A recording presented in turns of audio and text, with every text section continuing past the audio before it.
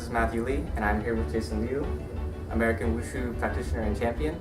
And we're here to talk about his experience and his views in Wushu and its role in his martial arts and fighting career.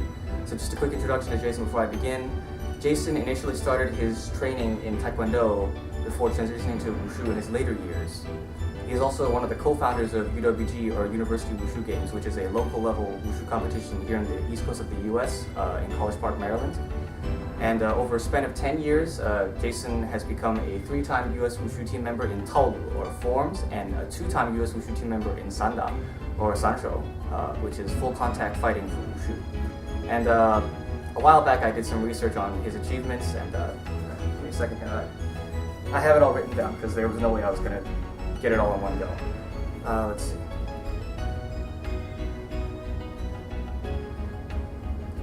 So, in Taolu, Jason was a multiple times national champion, getting first place in Nandao, which is Southern Broadsword, in the 2009 US Wushu Team Trials, a gold medal in Nandu Male Southern Fist, which is Nanquan in Chinese, at the 14th Annual Wushu Collegiates in 2010, a gold medal in Advanced Male Nanquan at the 6th Annual University Wushu Games that same year, first place in both the Adult Advanced Male Nanquan compulsory and optional divisions, as well as Nangun, which is Southern Staff, at the 2013 US Wushu Team Trials, and most notably became a silver medalist in the male compulsory Nanquan division at the 12th World Wushu Championships in Kuala Lumpur, Malaysia that same year. And finally, Pan American champion with the very same form in men's Nanquan third set of international compulsory routines at the 10th Pan American Wushu Championships in Costa Rica in 2014. In Sanda, he was a gold medalist at the ICMAC, or International Chinese Martial Arts Championship Circuit, in 2013. Was a silver medalist at the 2016 US Open Martial Arts Championship in full contact Sanda, and went on to represent the US Wushu team in Sanda at the 14th World Wushu Championships in Kazan, Russia last year. There we go. You still went, it's a big deal. Wow. Thank you for that extremely embarrassing. No, thank you. It's a big thing. I mean, it's up at the UMBC. Well, actually, UMBC was on the website anymore, but it was up there for a bit. Got it. But yeah. So,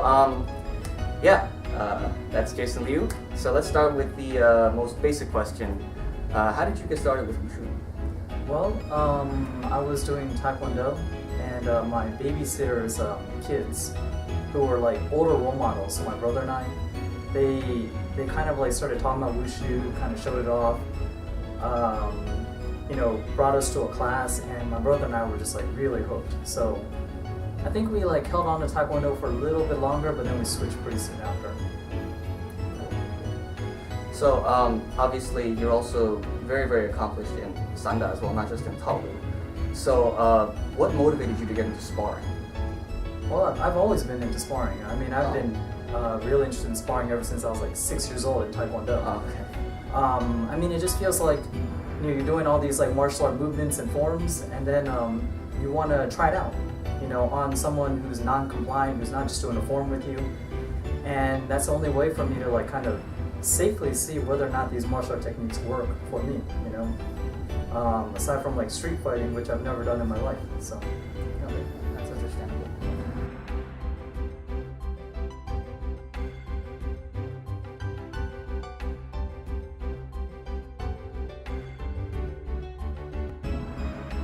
So, aside from Sanda, you also train MMA. I believe you're a blue belt in Brazilian Jiu-Jitsu under Coach Joshua Peters at Capital Punishment. Oh wait, no, sorry, College Park MMA. That Capital Punishment was the old name. Old name. Yeah. OG name. No, yeah. When you first told me that, I was like, what, Capital Punishment? Whoa, yeah, okay. That sounds kind of messed up. It's cool though. So as someone who has trained in MMA, do you feel that there is any carryover of skills from Wushu to MMA? Definitely. So I feel like Wushu has like all these really good movement patterns, conditioning, flexibility training, and just overall like athleticism that really help with MMA, particularly the striking. But it's also really important to keep the two things separate, because like, if you do Wushu, like you're fighting, you're gonna mess up your Wushu. The patterns aren't gonna be clean anymore. You know what I mean? Like imagine and then if you're fighting, you gotta listen to the coach, right? And you can't like take your wushu into it. Like, you know, if I were like trying to fight, right, and they're like, get your shoulders up, and then you're like, oh, but wushu, I want to be like, you know, like that. You know, they're not gonna mix and match. So I feel like they're definitely useful, and I feel like wushu helped me. But it's also very important to separate them. When you do wushu, do wushu. When you do MMA, do MMA. Absolutely. So my next question, as an athlete, you actually suffered 2 ACL tears, which is probably one of, if not the most worst athletic injury anyone could ever experience in his sport. Achilles tendon is worse. Oh, right. It is a bunch worse, but yeah, it's still something. Okay, well, thank goodness. But could you explain what your experience was like recovering and getting back into competition? And did you have any advice for wushu athletes recovering from injuries? I mean, it was slow, but it was smooth. You know, I feel like my main advice for that is be patient and make sure you have a very like logical progression. You know, like you know, in my recovery, like, you know, first you got to get your, you know, fundamentals basically. Like you got to have pain-free range of motion, you know, basic like movement patterns, balance, you know, like, and then once you kind of got all that, then you can work on conditioning. You know, and you really want to make sure conditioning is real good and slowly add sport-specific movements. Like you don't want to just jump right into like Nandu again. You know, so that should be like the last thing. And yeah, just kind of keep on building up, and then targeting my weaknesses was key. Like, so I knew which movement patterns I was like weaker at. Like,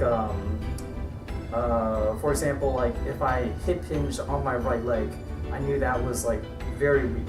If I tried to pistol squat on my right leg, that was weak. So I knew that was a weakness. I targeted and got that better. And when, you know, that's kind of like overcoming a challenge in a way, you know. So yeah, that's the thing with ACL recovery or any long injury, is like you got to know what movement patterns you've kind of lost and improve it, because if you don't, you're at risk for another injury. Aside from martial arts, you also are a physical therapist. As a physical therapist, what do you feel are some safety practices or safety protocols that we could use to make the practice of wushu safer? Well, I mean, I think it's just like not doing too much. You know, in the end, I feel like there are the 2 main like kind of things that are maybe injury risk in wushu. Well, first is the jumps, right? All the acrobatics, everyone knows that. And my recommendation with that is like, you know, make sure you've got the proper floor. You know, like sometimes I went to a gymnastic floor a lot to do stuff. I even got hooked up to one of those backflip straps or something to get my gainer back, you know, after the first tear. Yeah, I mean that's just like a safer way to get back, you know, and maybe have people with you all the time who can break down the movements and help you with where your technique is off, you know. But yeah, like just kind of, and building it up slowly, you know, like go for like a 360, then, you know, like, you know, then 540, etc. Like you kind of build your way up slow. Another thing that I found really important for me was trying to be more even with my training, because sport specific, you know, wushu can be very one-sided. So like, you know, if I were doing like my Nandu kicks on the right, I would do them on the left, you know, especially like not always the Nandu itself, but all the training, like kick spin, and I'll try to be as symmetrical as I could. Cartwheel on the left, cartwheel on the right, you know, and I think that helps really even out your core a lot. Okay, so speaking as a competitor with a lot of experience, you mentioned a while back about defining the difference between a general martial arts practitioner and a martial arts athlete. Could you define the difference between a martial arts athlete and a general martial arts practitioner?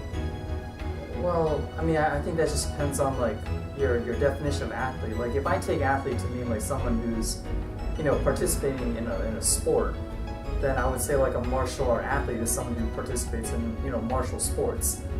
And that can be really different. So like if you care about martial sports and you care about the rules of the sport, right? Like you know, conversely, like if you're just like a general practitioner, you want to do martial arts for your health, maybe for self-defense or something, then you don't really care about the rules in particular. You know what I mean? Like so I wouldn't really, if I were teaching you, I wouldn't focus on that too much with you, you know.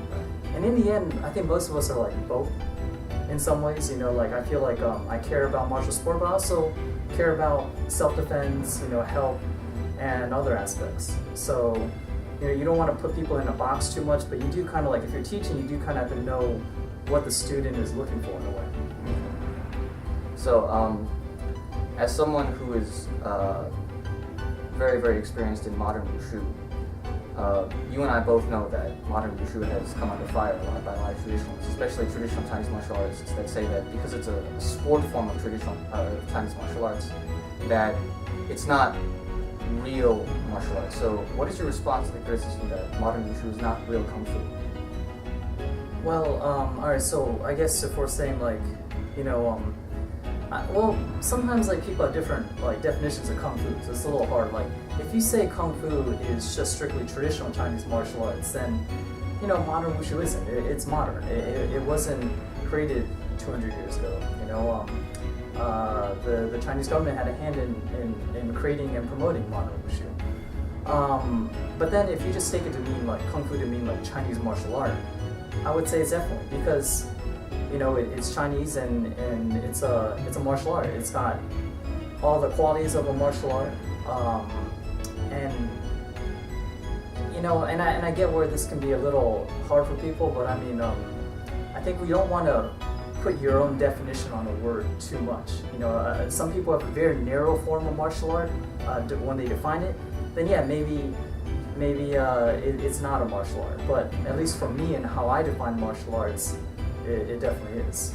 Right, absolutely. Because, I mean, at the risk of sounding condescending, I actually recently posted an article about wanting to learn martial arts and what your goal is. And it's titled, "So You Want to Learn Martial Arts, What's Your Goal?" Mm-hmm. And of course, there were different types that I highlighted. There were ones for fighting, which included boxing, wrestling, Muay Thai, of course, Sanda, Shuai Jiao, Qina, Chinese forms that were specifically meant to manipulate someone else's body for fighting. Yeah. And then you have the ones for health, which, I mean, not to insult the internal Chinese martial arts, but it's pretty clear that their utility, as they're marketed by a lot of Kung Fu and Chinese martial arts schools, you know, they're marketed as things you could do for your health. For example, Tai Chi Chuan, better known as Tai Chi in America. Yeah. You know, as well as even other forms that have benefits like Qigong or like anything that embodies internal body work.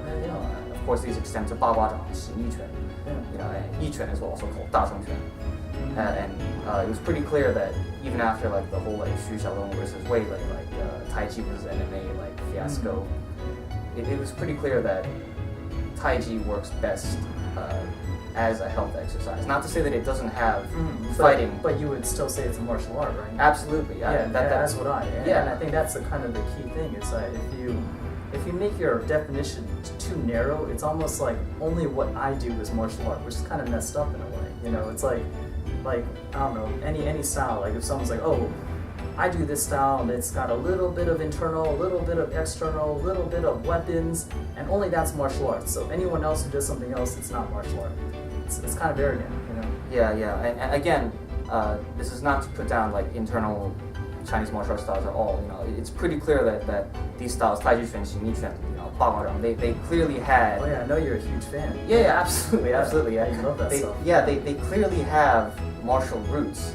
But again, what are your goals? You know, chances are, if you're training for fighting, you're probably going to do mitts. You're probably going to hit the bag. You're probably going to do drills with another person. You're probably going to spar. And honestly, the best way to do that for a lot of Chinese martial artists, they use Sanda as a benchmark, ironically. So, you know, there's that. And on the sport and entertainment side, of course, there's modern Wushu. So when you take the practice of martial arts as people in general use it, it's a really broad definition. I don't think it's very fair to say that one kind of practice isn't a martial art and the other practice is. Yeah. So that segues perfectly into my next question, actually. Modern Wushu, as we know it as a sport, has been separated into both Taolu for forms and Sanda for fighting. So, what is your response to the criticism that modern Wushu has separated forms of fighting? Well, I mean, I feel like that's just a very practical decision because, like we talked about, everyone has different goals. So, you know, when you just get down to it, some people just don't want to get punched. They don't want to do Sanda. Some people don't want to do forms. I've met many Sanda athletes, and You know, it's like they just don't have any interest, and why force it? You know what I mean? Like, so to me, it was never. You could always do both. You know, nothing is ever stop anyone. Like, if you want to do Sanda and forms at the same time, sure. If you want to focus on one, you know, for now, and then maybe do another later, you can do that. So, I mean, Wushu has even more divisions. You know, then you have like, you know, the traditional divisions. You just go into that one for a while. You know, get away from Sanda, do that, come back to Sanda, go back to Taolu. You know, modern Taolu. Yeah, so I feel like it's just a practical choice because people only have so much time right now, and usually they can't do everything, right? So they make a choice, you know. And so when you're marketing and promoting it, to me, that's just makes sense. Right, absolutely. So when it comes to the issue of trying to make modern Wushu more of a complete general martial arts practice as opposed to just like for sport, saying like if you're an athlete you want to specialize in one or the other, it would practicing forms and fighting be something that you encourage? At the beginning, yeah. Okay. At the beginning. I do think like when you get to the really high level, you probably already have your movement patterns down, your basic flexibility down. You know, at that point, you know, you probably don't need to be doing horse stance, bow stance. You've got really specific training, you know, to do that relates to what you're doing. I mean, it's the same thing in Taolu. You know, like a lot of the basics for advanced athletes are so specific now. Like beginners don't do any of that stuff. You know, so yeah, I would say definitely at the beginning. But then, if your goal is to get more sport specific, then your training has to go that direction as well. Okay, absolutely. So my next question: if you could change one thing about Wushu, what would it be? Well, we're kind of talking about it now. Is that I really wish, like, you know, when people said Wushu, they knew that it meant everything. I mean, too often, like, when people are talking about Wushu, you basically only mean Taolu, right? And that's forms. So really, Wushu should be, it includes everything. And even if we're talking modern Wushu, so basically, like, kind of under that IWUF, you know, CWA umbrella that you and I are part of, right? Or, you know, more, that's like the organization that we most closely associate with, right? I mean, they have traditional. They've got a Banzi curriculum. You know, they've got Chen, Yang, Tai Chi, like forms for it.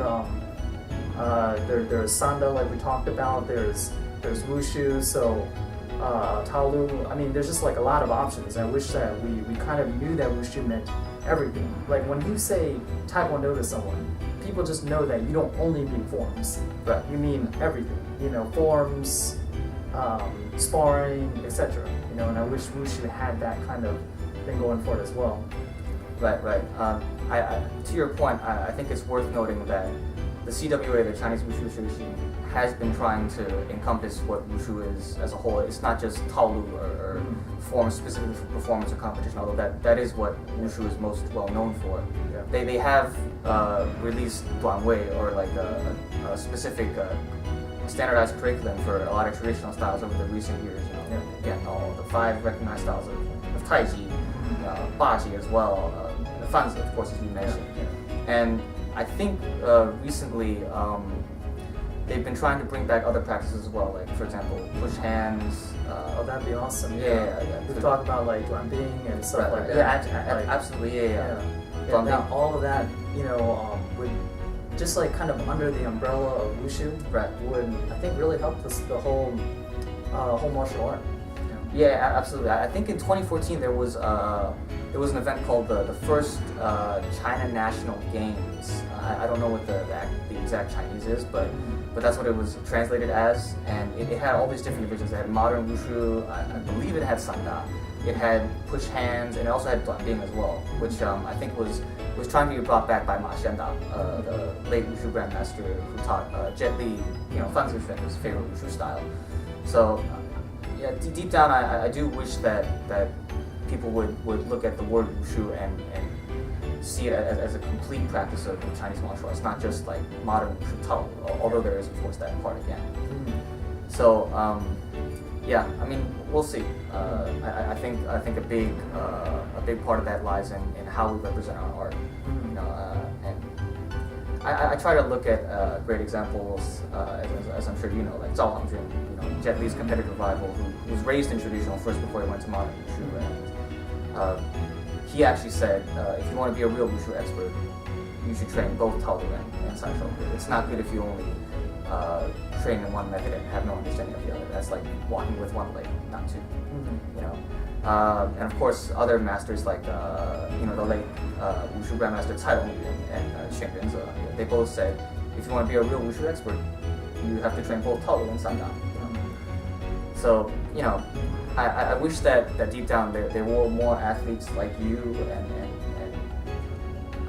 they would just try and represent Wushu as a more complete martial arts, not just in terms of performance or trying to look good, to get into the movies or like stunts or anything like that.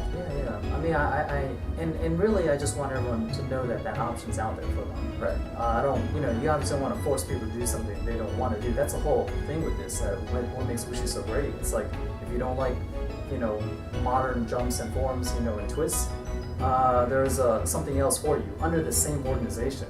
Like that. You just go on to the any teacher or the website, and then you can get a fanzi form. So I think that we want to promote the idea that you could do everything, that is very complete, and if you get bored of one thing, there's something else that you can go to. But I don't really want to force people, like I kind of like almost like push them to like they have to do something like that. Right. Yeah. No, I understand. So my last question, what's next for you? What are your plans for the future? Well, we're just talking about like traditional Wushu, Sanda, things like that, and maybe improvements. One thing I'd really like is to look into more like Shuaijiao. I wish that, because Shuaijiao is such a big part of Sanda. Every teacher you go to will tell you that it's kickboxing plus traditional Shuaijiao. Right. And I kind of wish the CWA had some more material on that to help give us some, I guess like a roadmap, because we have like you said, like Fonz and all that, but not really Shuaijiao. But that's kind of a goal of mine, to looking into that one and just keep on trying to improve my Sanda. Right now my focus is on Sanda, so I don't like focusing on too many things at a time. That's why when I really focus on Taolu, I kind of stopped sparring for a bit, and now I'm really focusing on Sanda. So yeah, just goal is just to improve. Right, absolutely. So I hope that there are more all-around Wushu athletes like you that train, the big picture, just like Kobe Wushu team member Li Biandong, who was a champion of both Taolu and Sanda. So best wishes and thanks a lot. Yeah, no problem. Thank you very much. Thanks for watching. Yeah, thank you.